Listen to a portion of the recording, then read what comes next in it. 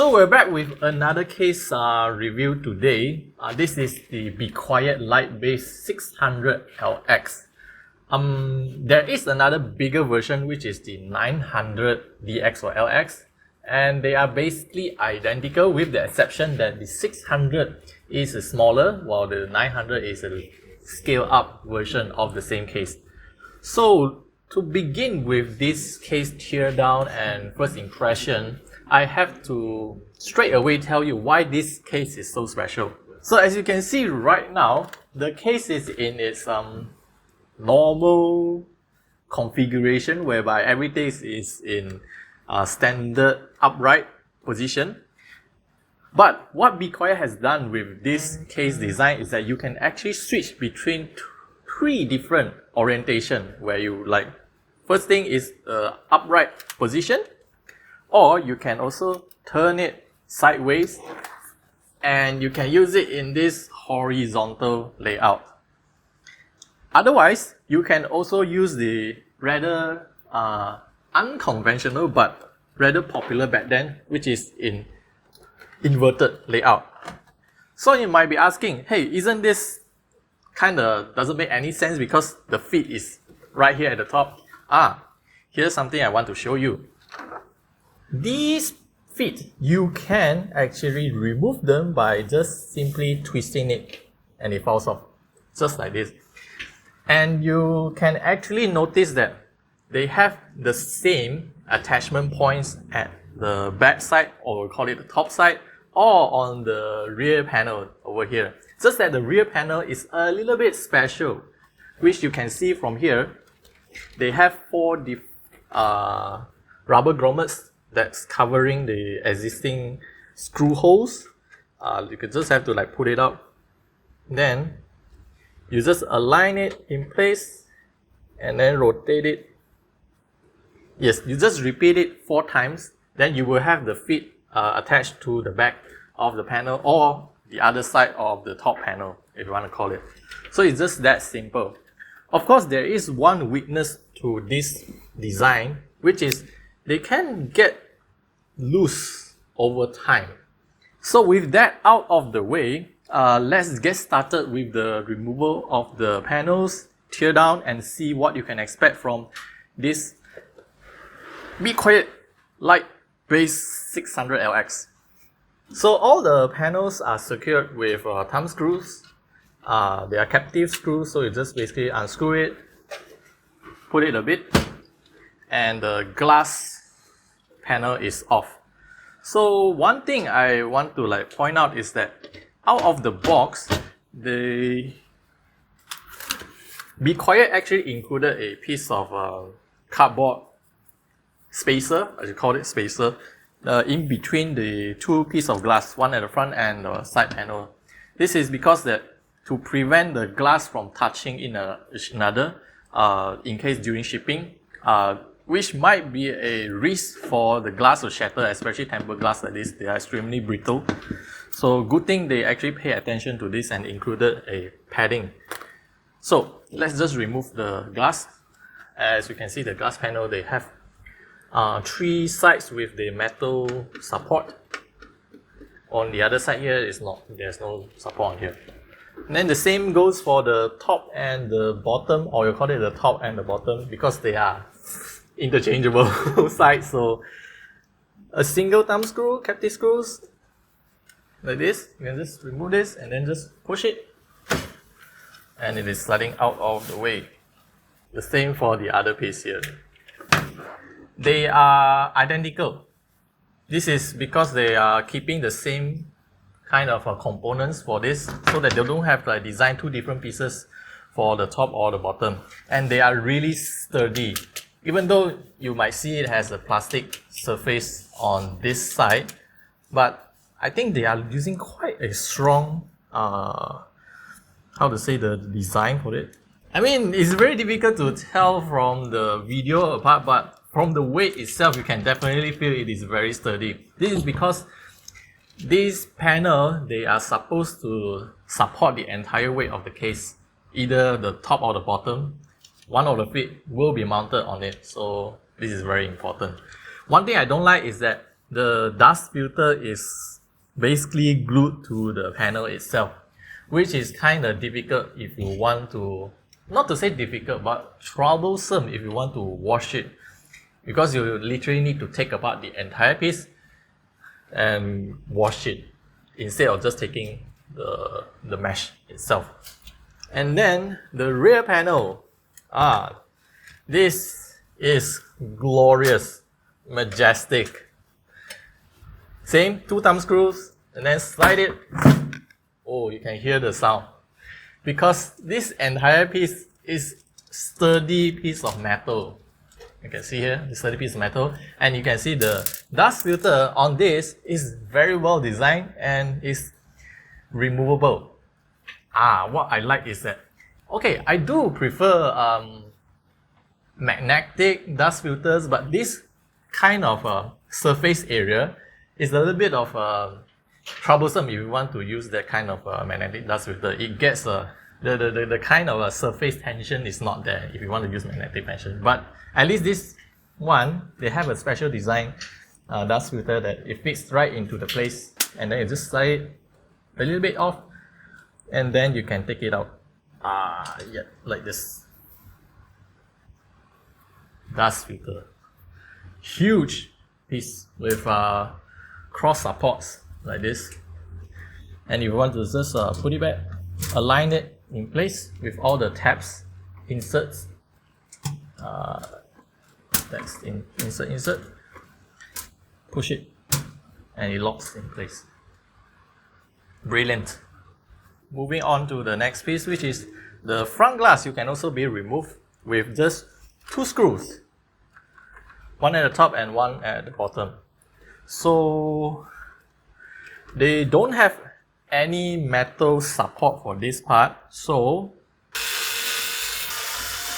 once you remove these 2 screws, you can just lift it up and it is sliding off from the top and the bottom railings. So again, 2 metal pieces to support the glass. Pretty standard, not much to say about this piece, except that because there is no metal frame on this side, you might notice some of the wobbliness, but come on, you are just removing this piece of glass to gain access to the internal components. So it's not really much of an issue if there's not even a metal railing there. And now, as you can see, everything in plain sight. You have 4 fans included in the case. All of them are ARGB fans, and 3 of them are the reverse blade fans, which means that when you install it in this way, it is a good presentation whereby you still can get good airflow into the case without showing the back side of the fan, which is kind of ugly. And one of it is the standard front-facing fan. They are all 120mm. The case supports up to 10 fan placements, whereby 3 at the side, 1 at the back, and another 3 at the top and 3 at the bottom.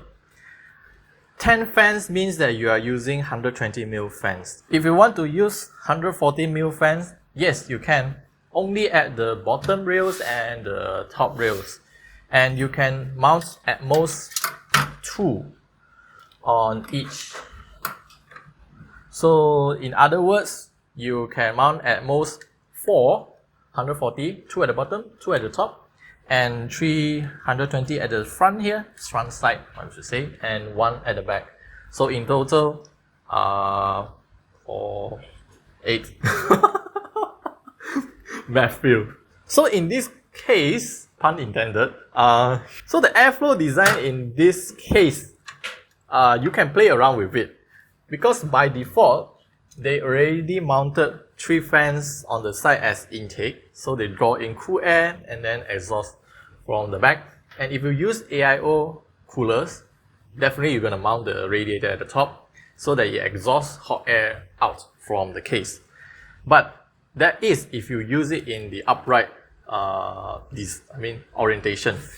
If you use it in the inverted orientation, this can be a little bit of tricky, because that your CPU is down here and your GPU is here. unless you have a AIO design that the pump is at external instead of on the CPU block, then you might want to remove the radiator at the top, which may conflict with your GPU. So the best suggestion if you want to use it in inverted mode or inverted layout is use an tower cooler. However, if you want to use it in a horizontal layout, then things can be very different. So you can put your AIO at the side here, and of course, since the AIO the radiator is taller than your CPU block, then the pump should not be an issue. And because of your GPU is laying at the bottom side here, you can mount like the intake fans at the bottom here, directly blow cool air at your GPU. So definitely will help in terms of your GPU cooling. Before we move on to the other side of the case, we need to look at the motherboard tray. As you can see, there are plenty of cutouts on the motherboard tray itself, more than the conventional ones. This is because this case can support those back connect motherboards. If you're unaware of back connect motherboards, these are motherboards that has all those EPS connector, 24-pin connector located at the back side, which means you will just need to connect all the connectors from the back and you will have a very clean aesthetics at the front side. Of course, the standard cutouts at the bottom, top, and the side here, as usual for your cable to come out, connect if you're using the conventional ATX motherboard. The maximum supported motherboard size is ATX. You can put eATX motherboard, no one is stopping you. Just that you will notice your motherboard is a little bit oversized and will come out over here and blocking part of the fan intake. And now we're moving to the back of this case here. First thing first is this toolless cable management panel, I will call it, or no. So it basically it's a latch on, so you just turn it on. You can see there are plenty of cable management room here. Standard ATX power supply placement at the top here. Of course, you will have to take note on the part that where your cables is going to route through. Depends on what kind of motherboard you're using and what kind of power supply and the cables you're using. I think there are plenty of space for you to route the cables. Even now, the default fan cables, they are pre-aligned and then tied up for you. So I guess you can also use this part to mount to cable manage. But you will have to notice that if you want to use 2.5-inch drive, these are the mounting spots. So you have to use the included accessories like the screws to screw your drive in place. And yes, cable manage it is a little bit of tricky part over here, but since there is so much space here, should not be a problem. As for the front panel cables, they're all coming out from the side here and route it to the bottom over here. Now, for a case of this kind of price range, I'm kind of surprised to see they actually don't provide some sort of a cover to hide these cables. So that is that. But since when you have everything put in place, you cover the backs, it should not be a problem. Just my personal opinion on this part. Now, the hard disk cage is removable by removing 3 screws. Let me just remove it. The 3.5-inch drive bay can be removed by removing 3 screws, and then it will slide it off, or you can tilt it off like this, take it out. Now, you will probably asking how do I mount 2 hard disks in this cage? Like you can see from the cage itself, right? It's rather unique. So the first drive, you would just directly screw in place. You can see the screw holes are aligned. The screw directly to the cage itself and then just close it. But then the second drive, here's the thing, you will need to purchase a DLC from bequiet. So that DLC is basically another cage whereby you screw your hard disk into that cage itself, and then it will slot into this place with a thumb screw into this. It is so-called a toolless design. But yes, it's a separate DLC to purchase. However, since nowadays we are not really relying on a 3.5-inch drive for our PCs, I believe this space is better used for your cable management. Since the case can support up to 10 fans, how are you going to connect all the fans to your system? The good thing about this is that for the price you're paying, at least you're getting good stuff. They actually included 2 fan hubs, fan and RGB hubs. So if you can see, there are total 6 connectors on one of the fan hubs. You can connect the ARGB connectors, the PWM head connectors, one at the bottom, the other one at the top. As you can see, 4 of them is already populated by the pre-installed fans. So you still can install another 8 fans if you want to. The accessory package also includes the vertical GPU mount kit, whereby you just have to remove the existing PCIe covers and then install the vertical GPU mount into place, and you can now directly mount your GPU vertically. Just that you need to purchase the PCIe riser card separately. Besides, the package also includes the GPU anti-sag support in the package, so you will have to install it accordingly. Okay, after talking through almost everything of the case, I completely forgotten one of the most important aspects for the case, which is the front I/O. Now, the power button is a huge square button with a very nice tactile feel to it. I especially love this kind of tactile, not the type of a clicky, annoying clicky noise for it. So this is a very good button here with a status LED embedded in the button as well. 2 USB Type A ports and 1 USB Type C ports. And we have another 3.5mm combo audio jack. Now here's one thing to take note of is that there are 2 additional buttons at the far left and the far right side. One of it is reset button and another one is the ARGB color cycle button. So because both of these buttons are not labeled whether which one is reset or which one is the color cycle button, you will probably make a one-time mistake whereby you accidentally reset your PC. And then from that mistake, you will remember which one is the right button for reset forever. However, the good thing is that one of the button has a dimple to it, while the other one is just a simple flat button. So my guess here is that the flat button should be a reset, while the dimple one is the RGB cycle. I could be wrong, so yeah. So based on what we have checked on the recent price list is that there are 2 colors available for the light base. Black is priced at 719 ringgit, while the white color is priced at 729 ringgit. There are LX and DX version. The LX will have all the RGB colors and stuff, while the DX is not. So I think that pretty much covers most of the stuff after we dismantle the entire case.